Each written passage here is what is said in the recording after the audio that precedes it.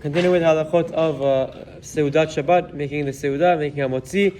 We've explained fasting on Shabbat. Now the next topic that after discussing fasting on Shabbat is a Taanit Chalom. In a scenario where someone sees a dream that is very frightening to them, there's a question that can be asked: are you allowed to fast on Shabbat after seeing a Taanit Chalom? Halacha explains, as brought down by Shulchan Aruch, that even those dreams that in the past people would be relatively scared about and would cause them a lot of ogman nefesh, a lot of pain and suffering, Shulchan Aruch explains we should not fast today in our generation on Shabbat at all.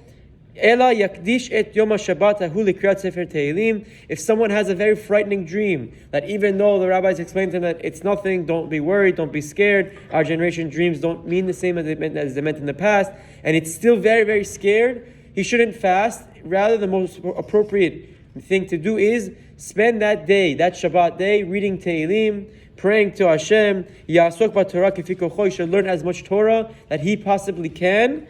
Ve'imana misichat chulin. And what? He shouldn't speak anything mundane on Shabbat. It's Shabbat, it's for Hashem. He should refrain from speaking mundane things.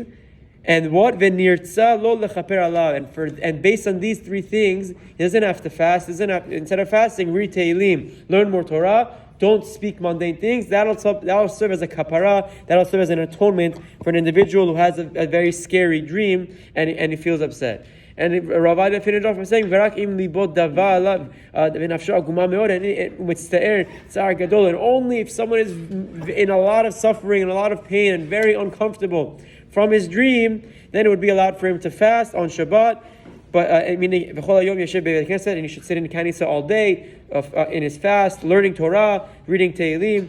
But then what's the problem? The kicker is if you fast on Shabbat, you have to fast again another day afterward to make up for fasting on Shabbat. Because you're not allowed to fast on Shabbat. You have to eat on Shabbat. But this is in a scenario where you feel like you have to fast to get kapara. So in that scenario, you would have to fast again the next day or another day after that to make up, to have kapara for your initial fast that you didn't eat on Shabbat. Now very quick, we begin the next topic of lechem mishneh. The pasuk in the Torah tells us when it speaks about the man, and we know the man corresponds a lot to what we do on Shabbat, that laketu lechem mishneh, they would go and they gather double portion, 2 portions of their bread. Lechem was man back then. So the halacha explains very briefly, bechol seuda miseudat haShabbat mitzvah levarech al shtei kikirot shelemot.